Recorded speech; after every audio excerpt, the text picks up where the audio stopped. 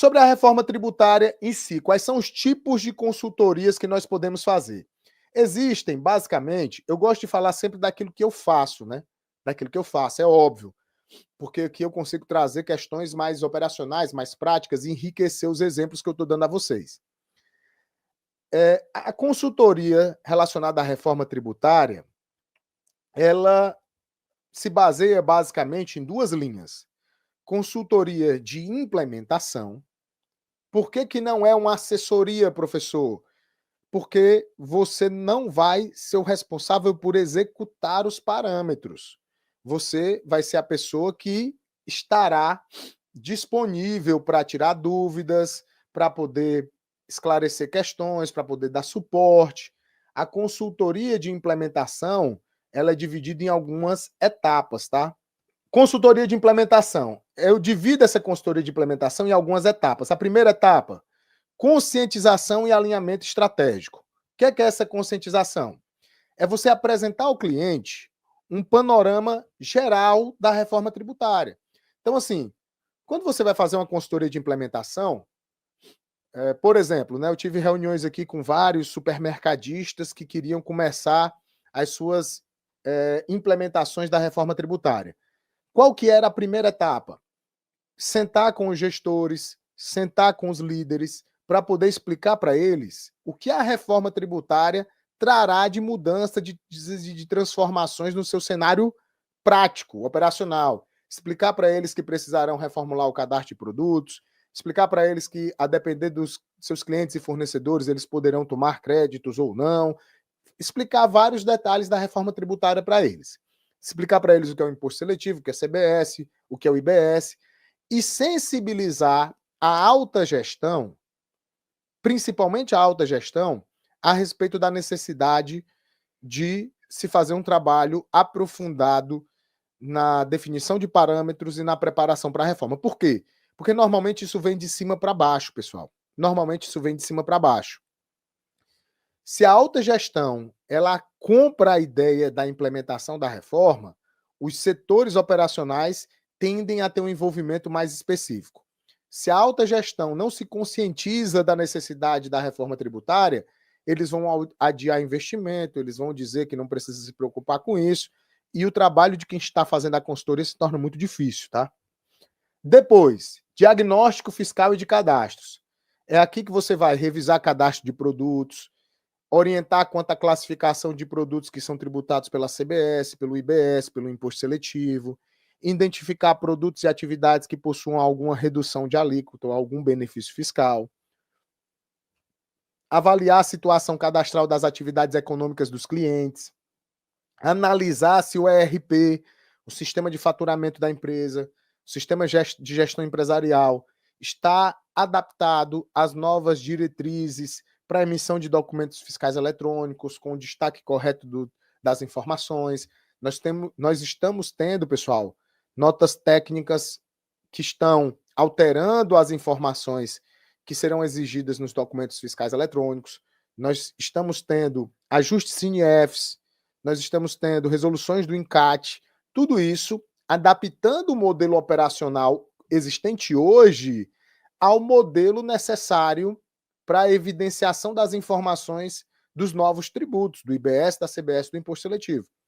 Então, é extremamente necessário que o profissional que está trabalhando com implementação e consultorias relacionadas à reforma estejam aptos a entender como fazer esse diagnóstico e entender como analisar as informações no sistema do cliente. E é interessante porque quando você consegue entender a lógica, quando você estuda pela nota técnica, quando você estuda entendendo o parâmetro, que é o que eu mais gosto de utilizar como base das minhas explicações, tá? Que é o entendimento da lógica, porque quando você entende a lógica, você consegue aplicar aquele entendimento em diversas situações. Não interessa se a empresa usa o sistema A, usa o sistema B, C, D, não interessa qual é o software que ela usa. Quando você entende a lógica e os parâmetros, você consegue replicar o serviço com muito mais facilidade, tá? Adequação de processos e treinamentos. Você vai ter que treinar a equipe de faturamento de áreas correlatas, como áreas de compra, a respeito do novo modelo de tributação, revisar e ajustar preços de vendas, contratos e políticas comerciais, sempre com foco de que agora o tributo será calculado por fora. Isso vai gerar impacto também no atendimento aos clientes para aquelas pessoas que trabalham com atendimento ao público, aquelas empresas que trabalham com atendimento ao público. Imagine o seguinte, imagine que o cliente é um supermercadista, né? Que eu estou dando um exemplo aqui já para vocês de antes. Aí ele vende uma caneta lá, tá lá na prateleira a caneta por R$ 5. Passou a reforma tributária e agora a caneta é os R$ 5 mais os tributos. É necessário que haja uma política de comunicação eficaz a esse cliente de que não houve ali uma majoração no preço, que na verdade você descontaminou o preço de vendas com os serviços para depois incluir a base de cálculo. Então, é necessário uma comunicação com o cliente. Como que a tua empresa, como que teu cliente, como a empresa tua cliente vai comunicar com o cliente dela a respeito dessas mudanças nos preços? O cara vai achar que tudo aumentou de preço da noite para o dia, e não necessariamente. Então, cuidado aí com essa definição de controles de processos internos, porque vai ser necessário definir e treinar as pessoas envolvidas, tá? Gestão de créditos e ajustes técnicos, né? Também durante a consultoria de implementação, você tem que analisar como é que vão ficar a questão dos saldos acumulados de PIS/COFINS, como é que vão ficar a questão de saldos acumulados de ICMS, como é que vão ficar a questão das trocas de alíquotas que acontecerão durante a fase de transição. Uma coisa vai ser o destaque e as alíquotas que você vai utilizar no documento fiscal eletrônico no ano de 2026. Outra coisa será em 2027. Uma coisa será o que você vai destacar em 2028, outra coisa será o que você vai destacar em 29, em 30, 31. Então, é necessário que na tua consultoria de implementação você preveja essas fases e a revisão desses processos, tá? Benefícios fiscais e compensações.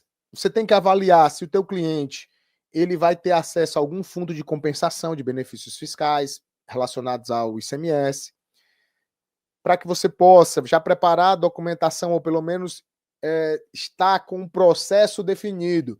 Tem gente que quando eu falo isso diz assim, professor, mas isso só vai acontecer lá na frente, tá? Você tem que ter o processo definido. O processo definido.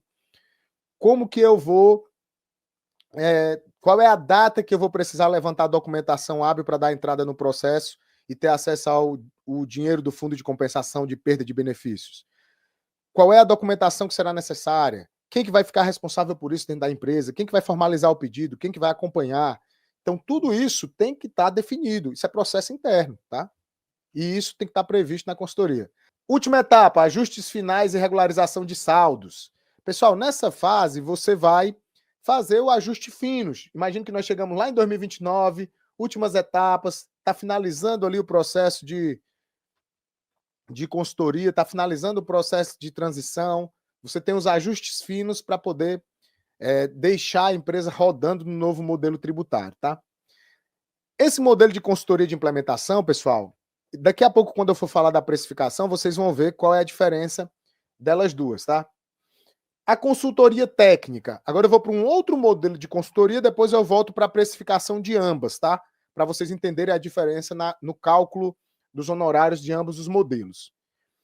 O perfil de cliente que normalmente contrata consultoria técnica é aquela empresa que já possui algum comitê interno de estudos tributários. Nem que seja o seu próprio setor fiscal, nem que seja uma consultoria fiscal contratada, ela já possui um comitê interno tributário. Eu gosto de falar esse nem que seja, por quê? Porque normalmente quando eu falo isso, aí o pessoal fica, professor, então é só grandes empresas, grandes demais, isso não se aplica aos meros mortais. Se aplica, pessoal. Toda empresa apura tributo. Se ela apura tributo, ela tem algum núcleo responsável pela parte fiscal. Esse núcleo responsável pela parte fiscal já deve estar estudando a reforma tributária. E por estar estudando a reforma tributária, ele deve ter dúvidas, deve ter questionamentos, deve precisar de orientação. Então, o que eu estou dizendo para vocês é que as empresas que possuem esse núcleo fiscal, normalmente eles precisam desse caráter de contratação mais consultiva, que é para mandar suas dúvidas, para enviar os seus questionamentos. Existem hoje muitos consultores que prestam, por exemplo, serviços de CMS, onde ele cria um grupo de WhatsApp com o pessoal do fiscal da empresa e a pessoa do fiscal da empresa manda a dúvida e ele responde. Isso é um modelo de consultoria de caráter consultivo, de caráter técnico. A diferença desse modelo para um modelo mais tradicional é só a questão do alinhamento, do timing das respostas e do rigor técnico da resposta. Porque, por exemplo, se você está fazendo uma consultoria tributária de natureza técnica, aonde você cria um grupo do WhatsApp, por exemplo, com o comitê de assuntos tributários do seu cliente, e esse comitê começa a mandar para vocês dúvidas e questionamentos, não dá para você imaginar que para cada dúvida e questionamento enviada num grupo do WhatsApp, você vai emitir um parecer técnico. Não dá para pensar dessa forma. Então, nessa hipótese, isso precisa também estar delimitado. É por isso que eu disse lá no começo que você precisa saber o que é que você está vendendo, como é que você vai entregar, porque você precisa definir claramente como é que o produto que você está oferecendo será executado, porque senão você acaba incorrendo em erros. O teu cliente espera que você mande um parecer, você quer mandar um áudio no WhatsApp, ou o cliente espera que você mande um áudio no WhatsApp e responda rapidamente o seu questionamento, e você quer mandar um parecer, são coisas diferentes, tá? Normalmente, num modelo mais tradicional, a empresa envia o questionamento e você elabora um parecer. Esse parecer ele tem um caráter consultivo, ele tem um caráter técnico, ele tem um caráter de elucidar uma questão que está pendente ali de esclarecimento. Vamos lá, precificação. Sempre que alguém me manda um questionamento a respeito de precificação, eu fico com o sentimento que a pessoa quer receber uma tabela de honorários, tá?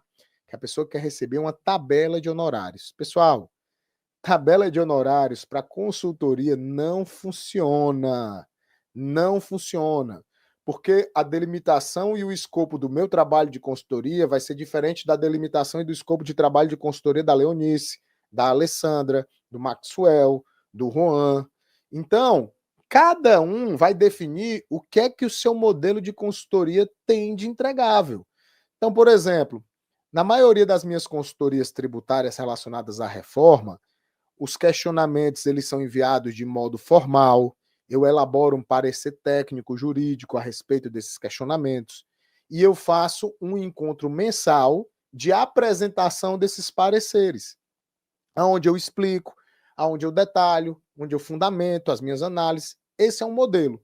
Existem modelos aqui, e eu não estou descartando que a gente também trabalhe com esse modelo no futuro.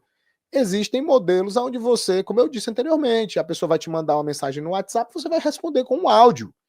Então, percebam que o custo direto, o custo indireto, a margem de risco, a margem de lucro desses dois modelos são completamente diferentes. Então, é necessário que você primeiro defina a sua estrutura de custos.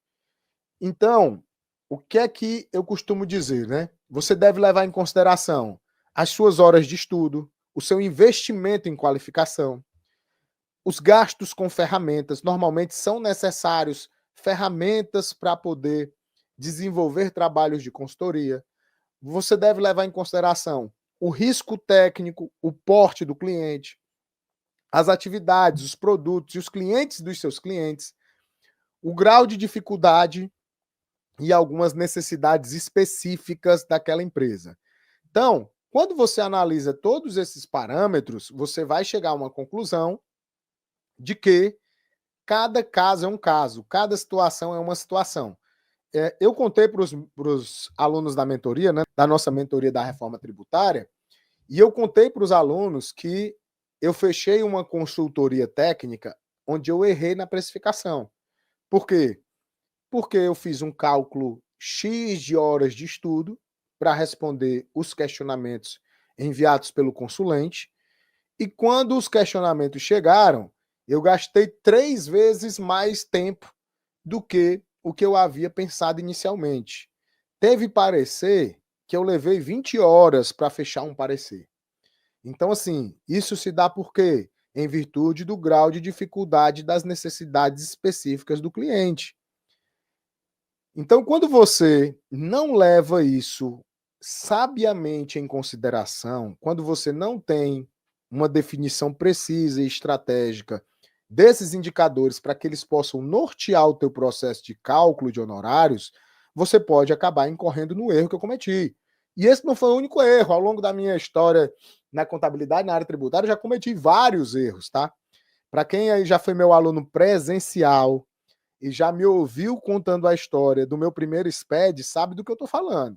Se você ainda não assistiu a minha aula presencial no IPOG, não conhece esse estudo de caso, no futuro, quem sabe um dia eu conte aqui na internet, tá? Pois bem, pessoal, então vamos lá.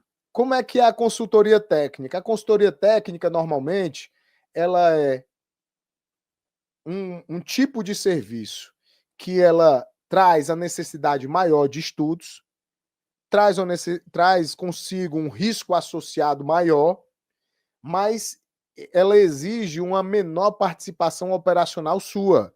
Por quê?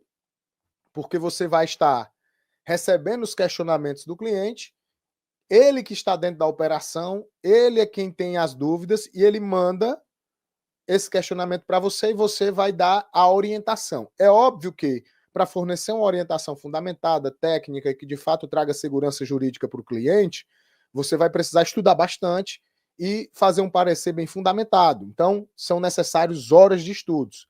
Então, aqui você vai levar em consideração o quê? Que existe um alto grau de estudo e fundamentação, que existe um maior peso do custo intelectual, das horas técnicas de formação e de responsabilidade, que exige um menor custo operacional, porque você vai estar menos em deslocamentos, menos envolvido em rotinas, mas existe um maior risco jurídico, por isso existe uma maior margem de segurança nessa precificação. Então, como componentes principais, eu sempre recomendo que você calcule o valor da hora técnica, considerando a carga de estudos, a complexidade da demanda, o risco de um eventual erro ou uma controvérsia. Imagina que o cliente ele se fundamentou no teu parecer e tomou uma decisão, parametrizou o sistema de um jeito, veio a administração tributária e disse que estava errado. Então, qual é o peso desse erro ou dessa controvérsia? Precisa estar mensurado no teu trabalho. Assim como o prazo de entrega dos pareceres. O cara quer que você responda o parecer em 3 dias úteis. Vai ter momento onde você vai ter que parar tudo para elaborar um parecer. Então, isso precisa estar precificado. Aquilo, já dizia meu avô, né? Aquilo que é combinado não sai caro. Então, se está combinado, está dentro do custo, está no preço, foi pago pelo cliente, beleza, nada de estar reclamando. Beleza, nada de estar reclamando. Já a consultoria de implementação, que foi a primeira que eu apresentei para vocês, ela tem um maior peso na operação e no suporte, porque normalmente as equipes elas têm teu contato direto e vão ficar te ligando, te mandando mensagem, pedindo para fazer reuniões, tirando dúvidas sobre parametrização de sistema. O teu risco é menor porque você não executa e você está dando pequenas dicas, né, pequenas orientações. Então, nós temos aqui características diferentes. Nós temos um foco maior na execução, ou seja, na parametrização de sistema, no faturamento, nos processos internos. Você acaba tendo um maior volume de deslocamentos ou interações com a equipe do cliente, ou seja, você vai fazer vários encontros, às vezes é semanal esses encontros, às vezes você vai presencialmente. Existe uma necessidade de uma definição de um custo operacional que normalmente é mais elevado, né, por conta do tempo que você passa em campo. Mas existe um risco jurídico menor, né? Porque você está tomando micro decisões e dando micro orientações, né? Não estão sendo ali tomadas decisões que envolvam todo o escopo estratégico do negócio. Então, normalmente, o risco associado é menor. Então, componentes principais da precificação: quantidade de visitas e quantidades de hora de operação, complexidade da operação do cliente. Vamos imaginar que você está pegando um cliente que tem 40 mil produtos. Você vai orientar essa revisão de cadastro de produtos. Então, se for só um tipo de NCM, né, um grupo de NCM desses produtos, beleza, mas imagine que nós estamos falando de um hipermercado. Então, o volume de cadastro de produtos e de processos é muito grande. Necessidade de treinamentos e suporte recorrente às equipes de trabalho. Então, isso também precisa estar na tua precificação. E aí, gostou desse vídeo? Então vou fazer o pedido de sempre, você já sabe. Clique em curtir, compartilhar, clica no hype, se inscreve no canal, ativa as notificações. Nós estamos com uma meta de agora atingirmos a marca de 70 mil inscritos. 70 mil apaixonados por contabilidade e direito tributário. Então participe, eu conto com a sua ajuda. Diariamente nós estamos publicando novos conteúdos e você, para não perder nada, precisa estar inscrito. Vai lá, se inscreve e eu te vejo no nosso próximo vídeo.